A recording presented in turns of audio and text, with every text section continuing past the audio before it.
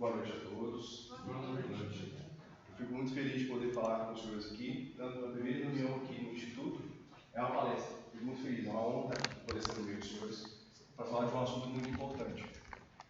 Um assunto que nos concerne principalmente porque somos católicos, em segundo plano porque lidamos no campo das ideias, somos intelectuais e essa ADPF ela é uma ofensa às nossas ideias, à nossa capacidade de enxergar uma relativização sobre o que é a vida. Então, falando um pouco de quem vai falar para vocês hoje, meu nome é Marcelo, sou acadêmico de medicina no 11º período, falta mais um período para que eu me forme. No meio do ano que vem eu me formo e viro médico de verdade, consigo exercer a função da medicina. E essa questão pró-vida começou ao meu encalço mesmo antes de eu entrar na faculdade. Ainda era estudante do ensino médio, já tinha algumas proposições de defender a vida como católico, ainda no campo religioso, moral, mas nunca de fato sendo um intelectual, conhecedor da matéria. Agora, com a medicina, tenho as armas para poder defender o que eu acredito, mais ainda. Então, a gente vai conversar hoje aqui sobre a DPF 442. A gente vai passar um panorama geral, o que é uma DPF, qual seria o objetivo da instalação desse meio para corrigir algum erro, alguma coisa que passou além da nossa Constituição e que precisa ser revisto. Dessa palestra, o que é mais importante é que os senhores tirem duas ideias principais. A primeira, de continuidade das ordens. O que o Supremo tem feito é uma continuidade para que o aborto, aquela conceito da janela de Overton, que o aborto ele deixe de ser algo sensível para a população, se torne algo mais simples. Então a gente vai ver ao longo dessa nossa conversa aqui que isso tem sido uma linha do tempo, foi feito de forma planejada, premeditada e aplicado em outros países. No Brasil, é apenas mais um. Com certas adaptações perante a nossa individualidade como país, mas a linha do tempo é a mesma, a metodologia é a mesma. Então vamos começar de forma clara. E só lembrando que tudo que eu falar aqui não é exercício de interpretação do Marcelo, é o teste da DPF. Não precisa fazer alguma reflexão, tanto é que eu trouxe pontos, recortes do próprio documento, que é disponível para a leitura do senhor. Primeiro tem que dizer o que é uma DPF, uma arguição de descumprimento de preceito fundamental. A relatora do caso dessa DPF é a ministra Rosa Weber, e ela foi encabeçada, requerente pelo PSOL, Partido Socialismo e Liberdade. É interessante lembrar o seguinte, que o começo, o contato da Rosa Weber com a DPF começou em 2017. Olha quanto tempo, é mais de meia década que o processo está encabeçado, que ele continua ativo. Varia de acordo com a preposição de cada governo, o estabelecimento de cada governo.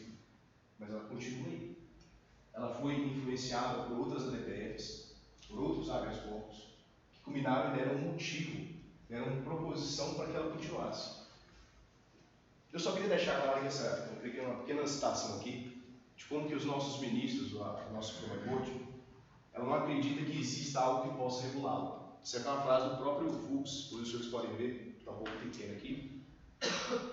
Ele disse numa entrevista, como nós não somos eleitos, nós temos talvez um grau de independência maior, porque não devemos satisfação. Depois da investidura, absolutamente mais ninguém. Nós não estamos falando com pessoas razoáveis, nós não estamos lidando com pessoas que estão dispostas a entender a verdade e se curvarem perante a verdade. Estamos falando de pessoas que não aceitam esse conceito. Eu vou provar isso para os senhores ao longo da nossa conversa.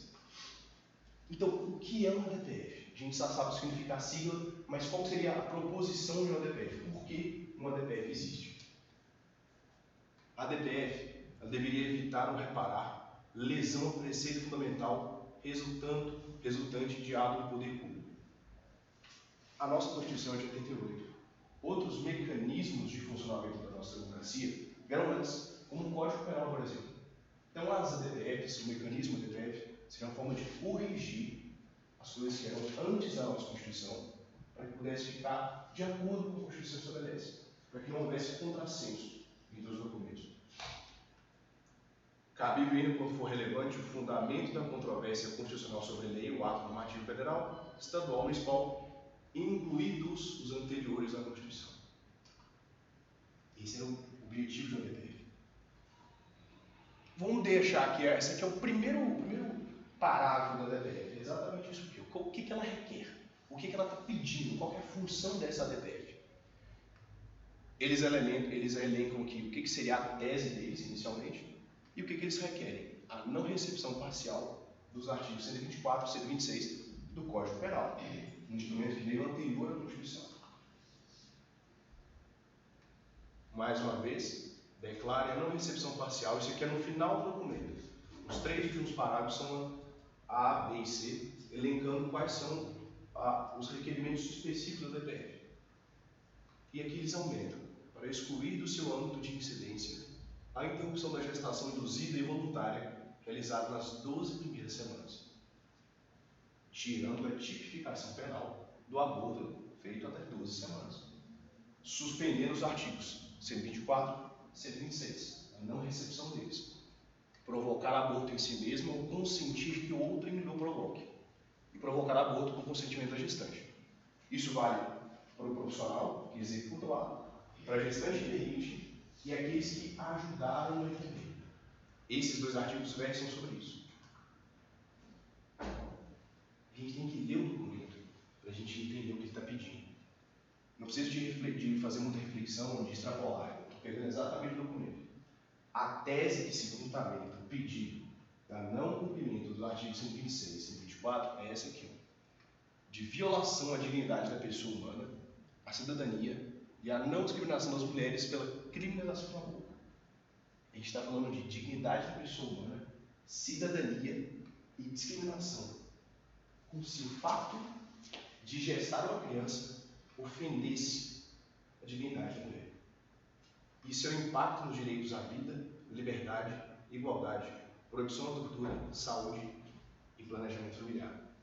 Em outras palavras, caso nós não asseguremos esse direito à gestante, essa possibilidade, a gente não assegura essa possibilidade para a gestante, a gente vai estar ofendendo esses direitos dela, a essa mulher. Isso é muito perigoso, que a gente está invertendo os papéis, os significados de cada um desses termos.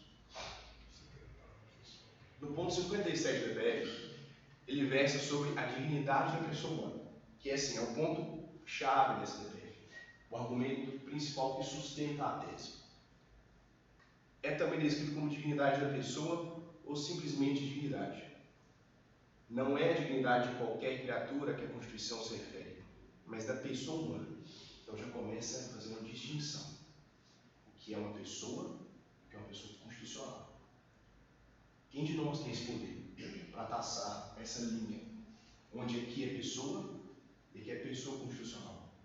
Quais são os critérios? Se você propõe isso, você tem que dar critérios para fazer essa divisão. Só que a Constituição não fala isso, né? A Constituição não versa sobre isso. Todos são iguais perante a lei, sem distinção de qualquer natureza. A todos é garantido o direito à vida. Engraçado é que não é à toa. A vida é primordial a todos os outros. O que adianta eu garantir liberdade, igualdade e segurança, sendo que a vida foi usurpada? Qual o valor que tem todos os outros se a vida não existe? A própria Constituição deixa isso claro. E eu quero deixar esse aqui sublinhado, que a gente vai falar sobre depois, sobre ele. Ninguém será submetido à tortura, nem a tratamento desumano ou degradante.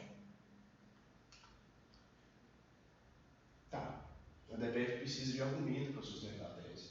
Tá, como que eu vou diferenciar, discrepar o que é uma pessoa humana, uma pessoa digna de direitos, uma pessoa constitucional, os termos da própria DPF.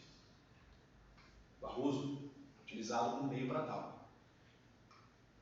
Em uma tentativa de sistematizar o conteúdo do preceito para o julgamento, o Barroso ele propôs o seguinte elemento: o conteúdo essencial mínimo para a dignidade do ser humano. Ele se constitui uma pessoa fundamental. Ele precisa de valor intrínseco, autonomia e valor comunitário. São 3 elementos que a gente precisa para que essa pessoa seja enquadrada como digna, uma pessoa digna de ser constitucional. O que significa cada um deles? Lembrando, isso aqui, esse texto aqui é da DPF. Ele também no ministro do Supremo para embasar uma tese que vai ser julgada por esse ministro do Supremo. Então, o que cada um desses elementos mínimos existenciais são? Primeiro, o valor intrínseco. O valor intrínseco do humano anima o preceito fundamental de dignidade da pessoa humana. Ou seja, se você é digno, esse preceito fundamental está sendo levado em conta quando eu trago valor intrínseco para a nossa discussão. E depois vem o perigoso. Reconhecer valor intrínseco no pertencimento à espécie humana não é o mesmo que designar todas as criaturas humanas como pessoas constitucionais e, consequentemente, a elas conferir direitos e proteções fundamentais. Pronto, a gente fez aqui uma clara distinção. Eu falei, o que ele está dizendo aqui? Ó? Existe uma linha. Essa linha separa você ser um ser humano e outra você é um ser humano digno de direitos. Então ele faz essa cisão. Na cabeça dele existe essa cisão. O que separa um ser humano de um ser humano digno de direitos. Olha que parte perigosa. E a elas, as pessoas que são consideradas pessoas, conferir direitos e proteções. Se você não é pessoa, carece de direitos e carece de proteções fundamentais. Segundo ponto, autonomia. Outra dimensão do princípio da igualdade, da dignidade da pessoa humana é a autonomia, que nos termos do Barroso corresponde à capacidade de alguém tomar decisões e fazer escolhas pessoais no mundo da vida, baseadas na própria concepção de bem, sem influências externas e indevidas. Mais um ponto. Se você é incapaz de fazer escolhas, acepções sobre o seu futuro, você não é autônomo. Segundo ponto. Veja que a proposição que a DPF requer é o aborto que ele não seja criminalizado até a 12ª semana. Mas espera aí. Uma criança que tem 13 semanas, 14 semanas, 15 semanas, 40 semanas, ela tem isso aqui? Ela tem condição de escolher na sua própria concepção de bem, sem influências externas? Ela não é dependente da mãe. Tá, Marcelo, mas não falou 12 semanas? O argumento sustenta a lei. Uma criança de 1 ano, 2 anos, 3 anos, 4 anos. Qual a autonomia que a criança tem? Viu como fica nebuloso isso? Como utilizar isso como argumento, como pilar? É uma coisa complexa. Vamos começar. Um negócio que ele chama muita atenção é isso aqui. Ó. A DPF, ela se referencia e referencia os próprios ministros durante todo o seu texto. Ela pega decisões pregressas para justificar o que ela está dizendo. É do aprendizado da interpretação deste Supremo Tribunal. Nota que a DPF era um instrumento para corrigir desventuras contra a Constituição, pregressas ou posteriores. Entender a linha de continuidade entre as decisões da Suprema Corte. Caráter não absoluto e sim gradual da proteção jurídica ao desenvolvimento embrionário fetal. Também o que? Já assentado na jurisprudência da Suprema Corte. Onde foi isso? Na DPF 54. Na DPF dos anicéfalos. Onde foi decidido que a anicéfalo não é vida. Não pode ser voltado. Não é criminalizado. Olha só como é que a coisa segue uma continuidade histórica. ADI 3510, ADPF 54, habeas corpus 124.306, premissas pacificadas para enfrentamento da questão do aborto, incluindo a inadequação do estatuto de pessoa, um embrião ou feto, e ao critério do nascimento como marco para a imputação de direitos fundamentais à criatura em desenvolvimento. Mas Marcelo, não são 12 semanas? Acabou de falar aqui, ó. Tem um nascimento. Que fazem da presente DPF o resultado de um processo cumulativo, consistente e coerente da atuação irresponsável da Suprema Corte. Isso está no documento. A própria DPF se utiliza do Supremo, aquele que vai julgá-la, como argumento. Usa as decisões pregressas do Supremo e caminha numa direção para que possa fundamentar sua tese. Mais um ministro. Para falar assim, mas é Rosa Weber, mas é um ministro, é Barroso, Marco Aurélio, no voto de outra DPF. Isso aqui é no ponto 66 da atual DPF. Ele cita outra DPF, 54. Explicitou as razões de interrupção da legislação no caso de anencefalia ser fato atípico. A ausência de iminência de potência de sobrevida do feto fora do útero permitiu demonstrar. Como que demonstrou? Como a fertilização não é condição suficiente para a imputação de direitos fundamentais ao embrião ou feto, pois o critério da viabilidade de sobrevivência intrauterina seria decisivo para o entendimento da questão. Ele falou o seguinte, que se a criança não nasceu, o critério de fertilização, de fecundação não seria suficiente para atribuir valor e significado àquela pessoa, àquela criança. A gente está falando de um material genético completamente diferente, sem comer os senhores irrepetível. É uma nova pessoa que está ali. Ele disse isso. E a DPF utilizou ele como um dos seus pontos. Mais uma vez, o amadurecimento jurisprudencial dessa Suprema Corte, na DI 3510 e na DPF 54, levou à densificação do princípio da dignidade da pessoa humana, no sentido de que o embrião ou feto é criatura com valor intrínseco. Ele reconhece você, o feto, como uma criatura intrínseca. Entretanto, sem estatuto de pessoa constitucional. Está literalmente falando. Eu sei que é um assassinato. Eu sei que é uma vida. A gente vai tirar uma vida. Mas eu acho que é uma vida sem direito constitucional. Logo, sua proteção é infraconstitucional. Isso está escrito. Isso não é reflexão do Dr. Fogo Santos. Está escrito. Essas decisões da nossa Suprema Corte, principalmente a 3510 e a DPF 54, demonstram que o Estatuto de Pessoa Constitucional inicia-se no nascimento com potência de sobrevida, mesmo com o auxílio de complexas tecnologias biomédicas. Eu deixei essa parte aí como um perigo. E veja bem, a gente falou sobre o valor intrínseco, que é o primeiro elemento de direito fundamental, depois sobre a autonomia e valor comunitário dessa pessoa. São os 3 pontos que ela tem que preencher para que seja considerada uma pessoa humana. Isso aqui, ó. Eu me encontro com pacientes desse jeito todos os dias na minha prática, todos os dias. Vou na UTI, enquanto o paciente está entubado há 12 semanas, há 3 meses, o paciente está entubado há 6 meses. Esse paciente não tem potência de sobrevida. Ele depende de um respirador. Ele depende de uma máquina circulando ar para ele. Quando ele não está ligado a uma máquina que funciona como um coração. Ele depende daquela máquina. Ou de um transplante, de uma cirurgia. Ele precisa, ele não tem potência de sobrevida. Então essas pessoas também podem ser tiradas, elas não têm o mesmo direito. Elas são infraconstitucionais. Por não preencherem os 3 requisitos de dignidade da pessoa humana. O que um paciente com Alzheimer contribui para a comunidade? Qual é o valor comunitário dele? Qual é o valor intrínseco que um paciente com Alzheimer tem? Nenhum. Qual é a dignidade que ele tem? Nenhum. Ele não produz nada. Qual é a dignidade que ele tem? Nenhum. Aí agora eu vou entrar um pouco na minha ciência, né? Que é importante eu deixar isso claro para os senhores, a gravidade que está sendo proposto. Não é um detalhe, não é uma vírgula, é integrante, é um resultado. A gente tem que saber sobre isso. Esse senhor aqui é o Keith Moore.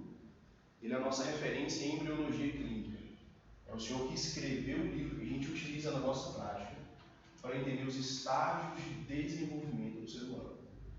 Desde a fertilização até antes, na diferenciação de cada gaveta, até o nascimento. Ele criou toda a estrutura. O livro dele é muito bom. Ele tem essa frase aqui. Ó. Essa frase aqui, ela é a primeira frase, ela é construída, né, da primeira frase do primeiro capítulo. Você vai ler o livro, a primeira frase do livro é essa aqui. O desenvolvimento humano é um processo contínuo que se inicia com um óvulo de origem feminina fecundado por um espermatozoide de origem masculina. A vida começou aí, ponto. A medicina, ela bate o martelo. Não tem essa história, eu acho, não. A medicina bate o martelo. Você pode ou não concordar com esse conceito, mas que ele já existe, ele existe. A medicina já tem isso orientado há muito tempo. Um pouquinho de aula de biologia dos senhores aqui. Isso aqui, ó, é a divisão celular, o processo de fertilização, onde a célula feminina, né, o ovócito feminino, ele recebe o espermatozoide, eles tentam penetrar nela para que haja a conjugação de 2 elementos cromossomais, para que haja uma nova pessoa. Então a mãe doa suas informações, o pai doa suas informações, eles Depois que o espermatozoide penetra no ovário, existe o rompimento dessas duas capinhas que protegem o material genético e tem um novo material genético aqui. Essa célula final a gente chama de zigoto. Isso aqui já é um ser humano. Isso é um ser humano. Esse material genético aqui é irrepetível. Ele define a cor do meu cabelo, a cor dos meus olhos, qual é a estatura máxima que eu vou chegar. Ele sabe até com quais doenças eu sou mais suscetível. A chance de eu ter um câncer, a chance de eu ter uma suscepção a ser viciado em alguma droga, está tudo aqui. Isso é um material genético, irrepetível, é único, já é existente, é uma nova pessoa que está ali. A diferença dela para o Marcelo hoje, de 24 anos, é apenas uma quantidade de células, só isso. Aqui atrás é uma só. O Marcelo tem mais de 3 bilhões. Isso aqui são os estágios de desenvolvimento por semana. Aqui do lado são semanas. Ó. Terceira semana, quarta semana, quinta semana. O projeto da DBF fala que até 12 semanas a gente vai acabar com essa criança. Não vai permitir que seja feito o aborto sem penalidade. Então, o que eu quero dizer? O que uma criança de 12 semanas já tem? Ela já tem aqui, ó, por volta da terceira semana, o surgimento de um negócio chamado placa neural, que vai ser o nosso sistema nervoso central. Então ele já tem um resquício ali, ó, das informações que a gente tem hoje. Quando a gente tem o início da quarta semana ali, por volta do 22º dia, eu tenho coração, começa a bater. Se tem coração, existe artéria, existe vaso que vai levar o sangue. Então já tem o coração batendo. Já tem uma célula recebendo sangue. Um outro coração já batendo ali. Olha que interessante aqui, ó. Volta da quinta semana, no 35º dia, já tem uma diferenciação de olho. A criança já tem um olho, já começa a ver os primeiros resquícios dele. Eu tenho com 37 dias um pavilhão auricular aqui, né? Uma orelhazinha surgindo. Olha como é que ele está, 6 semanas. Isso aqui é o tamanho dele, ó, 12,5 milímetros. Tem 1 centímetro assim. Ele já existe aqui, ó. Tudo isso aqui, ó, já tem coração, já tem sistema nervoso central rudimentar, já está funcionando. Mas vamos continuar. 7 semanas, 8 semanas, 9 semanas, 10 semanas. Aqui, ó. 61 milímetros já, aumentou um cadinho. Estou falando de 6 centímetros. Nós vamos um pouquinho maior assim. Já é um ser humano, já está melhor desenvolvido. Inclusive, tem até um processo que é muito complexo na nossa embriogênese, né? Que é a formação dos digitais. Isso aqui, ó, essas reentrâncias e saliências dos nossos dedos já se formam, já começa o processo de digitalização. Já tem mãozinha, já tem pezinho, já diferenciou sexo, a genitália já virou feminina ou masculina, já tem diferenciação sexual. 10 semanas, hein? É ainda mais recente do que as 12 semanas que a DBF quer transformar de forma natural. Agora eu vou retomar, já que a DBF não faz isso, a gente vai retomar na Constituição. Todos são iguais perante a lei, sem distinção, de qualquer natureza. Essa distinção pode ser estágio de vida, condição pessoal, é tudo, é sem distinção. E todas têm direito à vida, liberdade, igualdade. E olha só que interessante, inviolabilidade, inviolável. E eu disse para os senhores que deixam assim, de forma sublinhada aqui, ó, ninguém será submetido a tortura, nem tratamento degradante, nem tratamento desumano. Por que eu estou trazendo isso? Porque a gente vai falar a pessoa que está sofrendo tratamento degradante e desumano agora. No grande dos senhores não é a gestante. Ela também, a tabela, mas quem vai perder a vida é a criança. Pequena aula de anatomia para os senhores aí, ó. Bem introdutório. Isso aqui é o útero. A gente está pensando na parte do útero. Aqui os 2 ovários de cada lado. Aqui o canal vaginal e o colo do útero. Só isso que a gente precisa nesse momento aqui.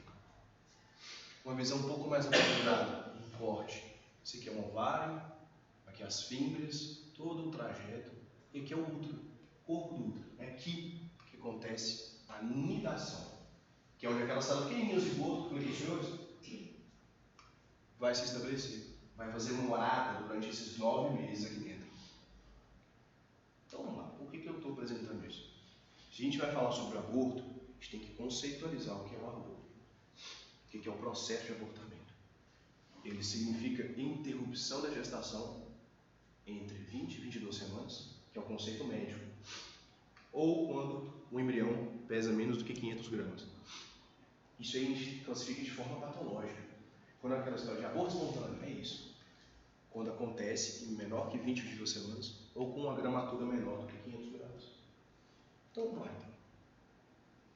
Essa interrupção se dá de 3 formas principais. De forma espontânea, acidental ou induzida, que é o nosso caso. Já que a gente vai falar sobre o abortamento induzido, tem que dizer para os senhores como que acontece. É legal, é interessante discutir o clube das ideias, o que é um aborto, o que é uma vida, qual que é a dignidade da pessoa humana. Mas eu tenho que falar o que acontece quando essa pessoa não é considerada pessoa. A gente tem que saber o que vai acontecer com ela, caso até a 12ª semana seja permitido o abortamento no Brasil. Que seja, inclusive, obrigado ao profissional de saúde a realizar o procedimento. Bom, primeiro que eu até salvei aqui. É o mais simples, ele acaba tanto sendo como um procedimento, mas também como uma limpeza, que se chama curetagem. Ele pode ser feito até a 14ª semana, mas usualmente até a 12ª, 14ª. Você coloca e insere esse instrumento, chama cureta, aqui, na cavidade uterina. E se tiver algum resquício aqui, alguma célula implantada, vai raspar. Só puxa. Descama toda essa parede endometrial aqui para evitar que haja a chance dele estar em qualquer local aqui. Ó. Segundo, o abortamento de forma medicamentosa, através das pílulas. Tem 2 tipos. Mas uma pílula não tem problema nenhum. Vamos ver o que acontece. Tem 2 tipos de medicação primeiro. A mifepristona, ou o nome médico dela, que é o RU 486. Ele é utilizado até a 9ª semana. Ele é uma medicação que ele é rica em progesterona. Ele inibe a progesterona. O próprio nome do hormônio já diz, né? Progesterona. Progestar. É um elemento, é um hormônio que viabiliza a gestação. Ele altera todo o ciclo feminino, tanto o útero como o ovariano, para que a criança se estabeleça. Quando eu dou essa medicação, eu inibo a progesterona. É como se eu inviabilizasse a vida da criança. Eu impeço que chegue sangue para a criança. Eu impeço que chegue nutriente para aquela criança. Estou matando ela. É como pegar cada um de nós aqui e enforcar, por exemplo. Não estou deixando que chegue oxigênio para os senhores. Ou impedir de se alimentar. Não está chegando nutriente. É o que acontece quando eu dou mifepristona. Bloqueio a progesterona. Segundo, misoprostol. Medicação que foi utilizada para úlcera gástrica. É utilizada para o processo cicatricial da úlcera. Chamado famoso Cytotec, que no Brasil já virou moda. Você consegue entrar na internet e comprar o Cytotec. Ele pode ser utilizado até a 22ª semana. Ele faz um negocinho chamado contração uterina. Ele aumenta o ritmo de contração uterina, fazendo com que esse ambiente aqui dentro fique inóspito para a criança.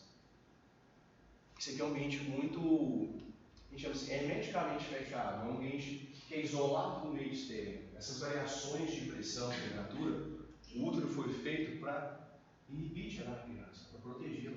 Isso aqui é uma câmara segura. O corpo todo muda toda a fisiologia para poder comportar essa criança aqui. É um novo membro da espécie. São as 2 funções fundamentais da espécie humana, reprodução e sobrevivência. Essa aqui é reprodução. Gasta energia, é um processo que demanda o indivíduo. Quando eu dou uma misoprostol para o paciente, eu estou aumentando a contração uterina, que ele fica tão inóspito que ela espere a criança. Isso pode acontecer em semanas mais iniciais, 1ª, 2ª, 3ª, até a 22ª. Mas na célula 22ª já está grande, né? Já está um pouquinho grande. Para a gente piorar as coisas. Essa aqui é a aspiração intrauterina. Acontece entre a 12ª e a 13ª semana, mais comumente no primeiro trimestre gestacional. Ela pode ser de 2 tipos, a elétrica ou manual. A elétrica é a que mais acontece. A manual seria com um elemento de sucção. Sabe na casa dos senhores que a gente está falando sobre aspirar o chão, limpar a casa? Exatamente o conceito da aspiração da loteria. A gente vai aspirar. Em países mais modernos, a gente pode fazer uma esteroscopia, que é isso aqui. Botar esse instrumento no canal vaginal, com uma câmerazinha aqui, onde eu consigo ver onde eu estou entrando. Essa sucção é de 10 a 20 vezes mais potente que o nosso aspirador de casa, para aspirar a poeira. Porque nesse momento aqui, no primeiro trimestre, é onde o tecido da criança ele abraça o tecido materno, o útero. E ali ele fica muito aderido para justamente impedir essas variações, para que haja uma conexão mãe e criança intensa, para que aquilo ali seja o suficiente para mantê-lo vivo. A gente está falando em aspirar isso, aspirar a criança, aspirar o conteúdo dentro da cavidade uterina. Aqui começa o negócio um pouco pior. A gente viu que a DPF ela fala de 12 semanas no projeto. Só que os argumentos que estão contidos lá dentro englobam qualquer estágio gestacional, até fora do útero. Esse aqui, ó, desmembramento. Ele usualmente é acima da 13ª semana, porque a gente está falando de um feto maior, a gente está falando de uma criança maior. Você não consegue tirar uma criança de 23, 24 semanas só com medicação. Você tem que quebrar os membros dele. Porque não passa. O colo do útero é assim. A saída do útero é esse daí, assim. Não passa muita coisa aqui dentro. Tem que esquartejar. Você tem que quebrar a criança. Aqui, ó, já saiu as 2 pernas, já saiu os 2 braços, vai sair o tórax e o abdômen da criança e depois a cabeça. A cabeça já está um pouquinho maior.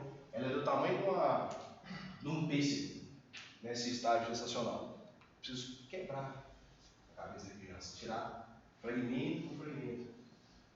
Isso aí não é tortura, não? A gente não está falando de tratamento desumano, não? Isso não é desumano? Continuando. Esse aqui é o mais, é o pior deles, que é a junção de vários métodos. Tem pelo menos 3 métodos aqui. Essa medicação aqui, essa medicação chamada digoxina, quem tem mais experiência vai lembrar disso. Era uma medicação que a gente dava para problema no coração. Só que essa medicação saiu do mercado porque ela é muito, o limite de tratamento e veneno dela é muito próximo, as doses. Então a dose eu curo é a mesma dose que eu enveneno. Então essa medicação deixou de ser utilizada para a população adulta. Em crianças ainda é utilizado. Ele foi utilizado para isso aqui, ele foi criado para isso aqui. Inibir um negocinho chamado bomba de sódio e potássio. Evitar arritmias. Quando a gente tem um coração um pouco mais vibrante, principalmente em criança, quando tem algum problema de má formação, utilizar essa medicação para impedir as arritmias, para impedir esses efeitos de batimento. Que ela faz 2 coisas no coração. As palavras um pouquinho maiores aqui, ó. Cronotropismo, ela diminui o tempo, a frequência cardíaca, diminui a frequência cardíaca. Para uma pessoa que está tendo uma arritmia, é bom você diminuir a frequência cardíaca e volta ao normal. E aumenta um negócio chamado hipnotropismo, que é a força de contração. Então o coração ele bate menos vezes e bate mais forte. Isso é bom para um paciente que tem arritmia, isso é bom. Isso volta ao ritmo do coração dele de forma normal, sem ter grandes prejuízos. Mas para uma criança dentro do útero, não. Essa medicação é utilizada para fazer uma parada cardíaca dentro do útero da mãe. E ela precisa ser injetada em pontos primordiais. A gente está falando aqui encéfalo, tórax, até região abdominal. Locais onde tem muito sangue, para que a medicação difunda mais rápido. Causa um negócio chamado fibrilação ventricular. O coração começa a bater de forma desordenada, da criança, claro. Começa a bater de forma desordenada, até que ele para. E aqui, ó, mas será que ele sente dor, Marcelo? Será que a criança sente dor? Será que tem alguma reação de dor? Isso aqui, ó, é uma ressonância magnética de primeiro trimestre, 3 meses.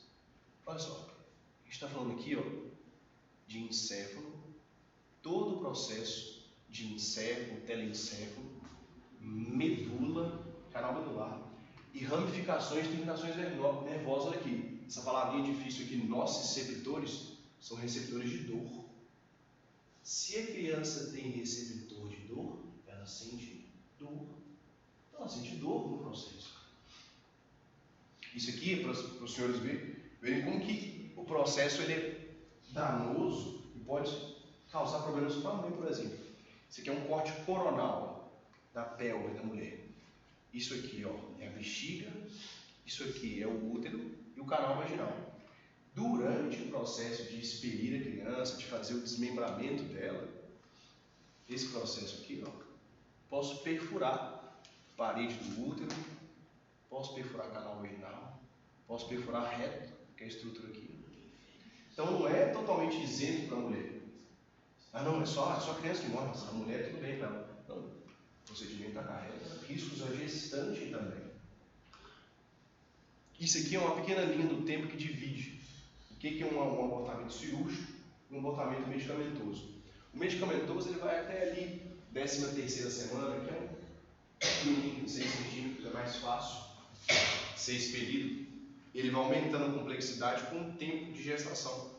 Então, a dilatação e evacuação, né, que é a dilaceração, puxar, esquartejar cada parte da criança, costuma ser acima da 13ª semana. E a indução para a medicação, a gente viu com o Citotec, pode ser evoluída até a 13ª semana, até a 28ª. Por que eu estou falando isso tudo? A sério, isso aqui é uma criança de 12 semanas. Isso aqui, ó. Isso aqui é um feto de 12 semanas. Somos eu e você em algum tempo do nosso desenvolvimento humano. Não é uma célula, não é um montoado de sangue. Ó, tem cabeça, ele se mexe, ele tem todo o processo digital, que se vocês ampliarem a imagem, vão ver dedinho aqui, ó, cada um dos dedos. Então já é uma pessoa que está ali dentro. A diferença é que ele está uma miniatura, mas é um ser humano. Essa parte aqui eu gosto de deixar, ó, tem o tempo. Essa parte eu gosto de deixar, que me incomoda muito. É o juramento que Hipócrates fez para a medicina, para que todo formado na arte de médico, de curar e salvar vidas, ele proferisse esse juramento no último dia da sua formação. A gente sabe que a cultura da morte é um processo constante. É um processo que vem há muito tempo. E o juramento que está escrito aí não é mais proferido por nós, acadêmicos, que a gente forma no 12º período. Ele foi mudado. Mas eu queria trazer, porque vale a pena, o original. Como que ele escreveu. Ele cita vários elementos aqui e diz que tudo isso que ele fizer para a profissão dele como médico, se ele fizer de forma virtuosa, de forma benéfica, se transforma em bênçãos para ele. E um deles é o seguinte: a ninguém darei por comprazer, nem remédio mortal, nem conselho que induza a perda. Do mesmo modo, não darei nenhuma mulher uma substância abortiva. Isso é que o médico deveria fazer. O fato de você cortar o jaleco branco é indicativo de vida. Você é a última barreira contra a morte. Ora você luta com ela, ora você prepara o paciente até a morte. A gente veste jaleco branco é por isso. Está escrito na nossa Constituição inicial. Eu não posso sugerir, não posso aconselhar algo que induz a vida. Quiçá eu vou dar a uma mulher uma substância abortiva.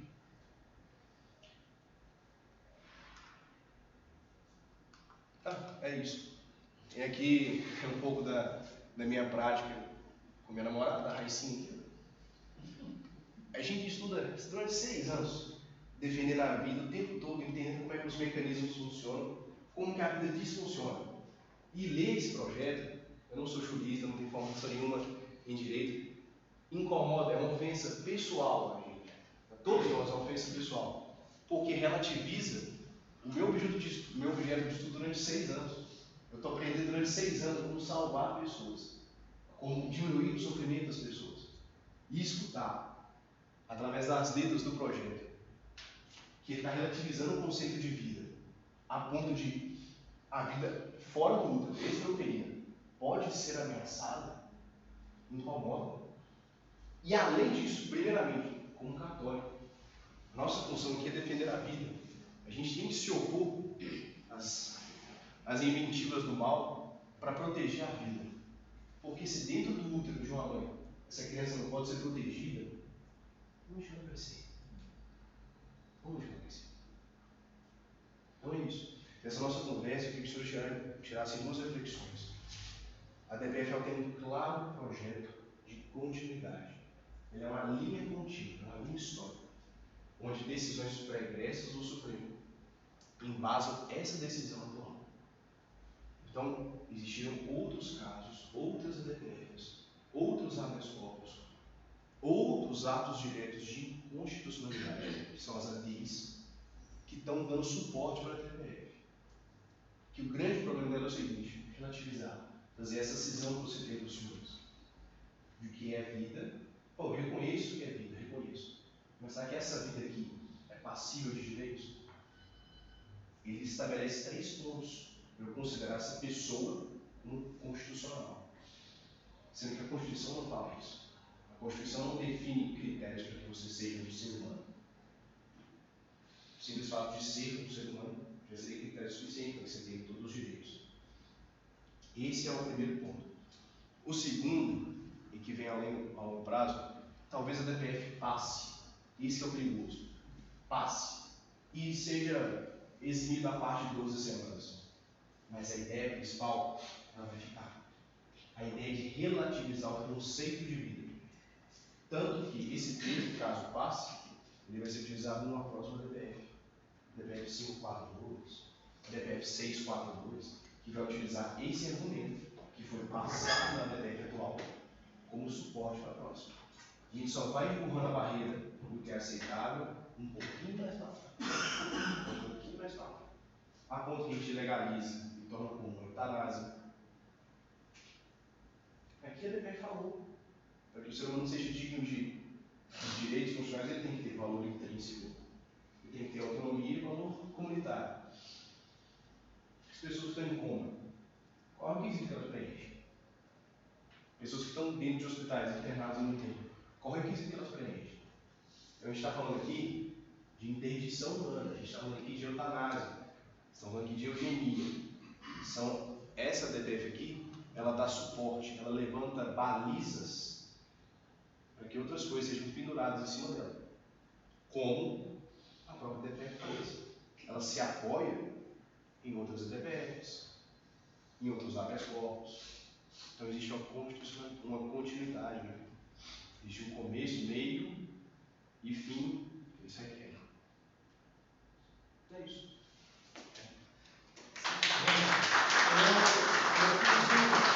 Eu fiz um também da palestra do Marcelo. Eu estava programando dar essa palestra, mas como ele fez a exposição brilhante, eu pedi para ele e pedi uns minutinhos também. O que acontece? Aborto não é reivindicação da nossa sociedade. De forma alguma, o povo brasileiro é contra. Eu ainda hoje estava vendo uma militante, ela é uma militante negra, católica, conservadora, né? Interessante assim, mas falando coisa muito interessante, e ela falando o seguinte: porque tem sempre o caso da mulher negra que precisa abortar como justificativa, né? E lembrar que o aborto nos Estados Unidos ele começou, inclusive, um dos motivos foi diminuir a população negra. E essa militante, ela estava falando o seguinte: ela fez um projeto social numa favela no Rio de Janeiro, e lá não tinha nem várias mulheres negras participavam da educação depois e tal, nenhuma delas queria abortar. Elas todas, muito pelo contrário, elas queriam era ter filhos, porque a partir do momento que elas tinham filho, elas mudavam de status na comunidade. Então, não é de forma alguma uma demanda, porque a demanda hoje pela sociedade realmente existem as mulheres que estão em situação de gravidez em vulnerabilidade, isso aí existe, não vamos negar. A demanda que existe hoje é por acolhimento a essas mulheres. E isso não está sendo devidamente discutido da forma como deveria ser discutida. Existe muito pouca coisa sendo feita nesse sentido.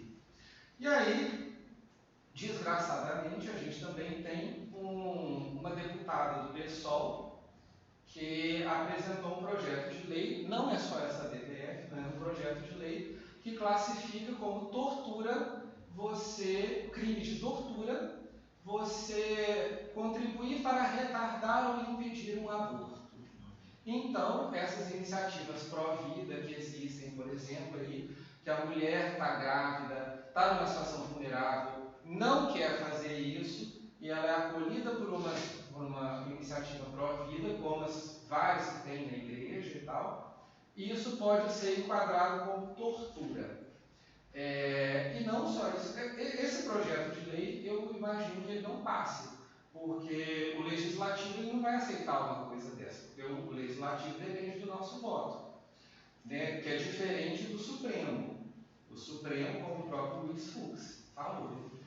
E também existem as notas técnicas, porque desgraçadamente também nós temos uma ministra da Saúde, se é que pode chamar disso, né, que é uma pessoa totalmente desqualificada.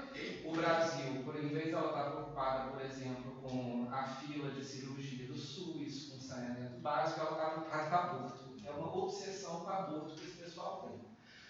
Através de uma ampliação de notas técnicas. Então, em que hoje, por exemplo, não se pune aborto em caso de estupro. Aí o que acontecia antes? Tinha que apresentar o boletim de ocorrência. Hoje já não precisa mais apresentar o boletim de ocorrência. Então, o conceito de estupro vai sendo alargado para incluir até aquela mulher casada que chega e fala: aquele dia eu não queria ter relação, isso foi um estupro, quero abortar. Então, o Poder Executivo, né, infelizmente, desse partido das trevas, também quer empurrar por essa via. Isso a gente sabe, né, não é questão só da esquerda, isso é uma coisa que vem sendo imposta internacionalmente, através das grandes fundações, porque as grandes fundações, elas, claro, elas corrompem, elas compram primeiro a esquerda. Mas as grandes fundações e o Luiz Fux, voltando, né, falou que as decisões do Supremo elas não vão se basear mais na Constituição, vão se basear na Agenda 2030. A Agenda 2030 tem umas coisas esquisitas com relação ao aborto lá também. Então, o interesse das grandes fundações, claro, né, controle e redução populacional, eles deixam isso sempre muito claro, e, obviamente, o interesse econômico que existe no aborto. Porque, uma vez legalizado, ele aumenta em todos os países. Isso aí é fato. Dizer que diminui é mentira completa, sempre aumenta. E aí eles criam as estruturas em que vão lucrar muito dinheiro em cima de aborto. E aí o que acontece? Nos Estados Unidos, por exemplo, 83% das mulheres que abortam, elas falam que elas foram pressionadas pelo pai das crianças. Então, o que acontece? A mulher já está numa situação vulnerável, vira presa dessa rede, quer recorrer a uma iniciativa pró-vida, não, aí já é tortura, aí já não pode, gera-se muito dinheiro através de aborto, e o pior, o Marcelo lembrou muito bem que não existe aborto seguro. Existem mais de 1.700 trabalhos acadêmicos, artigos revisados, aquelas coisas todas, que mostram que as mulheres têm muitos problemas de saúde. Câncer de mama, vários tipos de câncer, as perfurações. Lá na Argentina, a primeira mulher que fez o aborto legal e seguro, ela morreu por causa do procedimento. E aí essas mulheres também, elas vão virar depois presa fácil de, por exemplo, da indústria farmacêutica, que pertence a grandes conglomerados econômicos que também são os donos das clínicas de aborto. E não só isso. Existe um interesse muito grande, por exemplo, pesquisa médica que é feita com células de feto. As pessoas falam que é teoria da conspiração. No site do Vaticano existe uma consulta que médicos católicos fizeram para a Congregação de Doutrina da Fé se era lícito fazer isso aqui com a criança para obter um medicamento, um fármaco. No caso, era a vacina de Covid. Todas essas vacinas de Covid que foram usadas, elas tiveram pesquisa em células de fetos abortados. Infelizmente, a Congregação da Doutrina da Fé deu uma resposta meio esquisita do ponto de vista católico, né? E acabou passando, né? Até o Papa Francisco falou e tal. Como consequência, né, que aí eu acho que Deus meio que manda, a gente teve 4 cardeais que ficaram em situação grave de Covid, muito mal entubados e tal. 3 eram vacinados e 1 não era vacinado. O único que está vivo até hoje era porque não tinha sido vacinado, porque ele tinha se recusado por causa disso. Mas é claro que ali, no caso, a intenção da vacina e tudo mais não era salvar ninguém, a intenção era só muito dinheiro e tudo mais, e isso aqui gera muito dinheiro na indústria farmacêutica, cosméticos, etc. Então, para finalizar, só fazer essa complementação, tem uma grande quantidade de pessoas está se organizando no Brasil inteiro, pressionando os parlamentares, porque os parlamentares têm que chamar essa discussão para si. Isso não cabe ao Supremo decidir, não cabe ao Executivo decidir através das normas técnicas, tem que ser chamado para o parlamento, para discutir com a sociedade. São cidadãos brasileiros.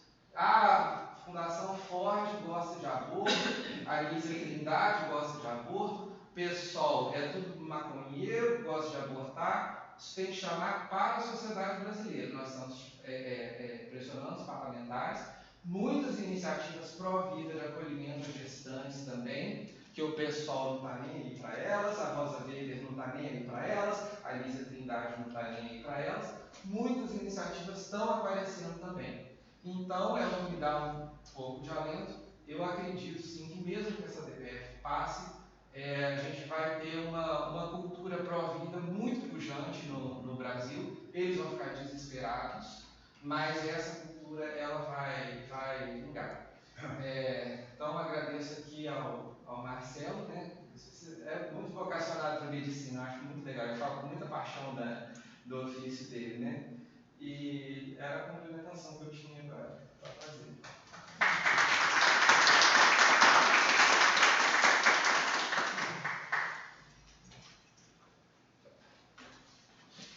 Estou agradecendo aos palestrantes, Marcelo e Pablo, assunto muito interessante.